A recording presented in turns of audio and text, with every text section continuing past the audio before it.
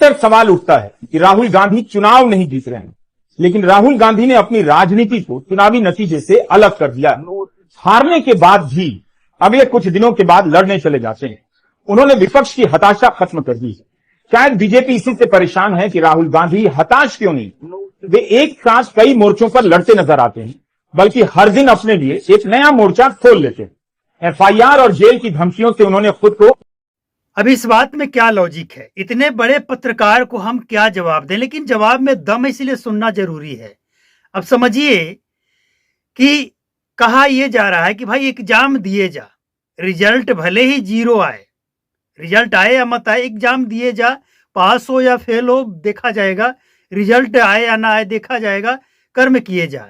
लेकिन एक सवाल उठता है यहाँ पे कि कर्म किए जा, फल की इच्छा मत कर, ये तो ठीक है, लेकिन उस कर्म को भी करना जरूरी है कि अगर एक ही गलती के कारण, जैसे रास्ता चल रहे हैं, जूता का जो फीता होता है उसमें उलझकर बार बार गिर रहे हैं, तो उस फीते को अच्छी तरह से बांधने का जो कर्म है ना, वो भी कर लेना चाहिए, ताकि बार बार गिरे नहीं और अपने मंजिल तक पहुंच पाए। अब इस मतलब को समझिए अच्छी तरह से कि राहुल गांधी चुनाव के रिजल्ट से अपने आप को अलग कर लिए हैं, तो भाई चुनाव लड़ते ही क्यों हैं?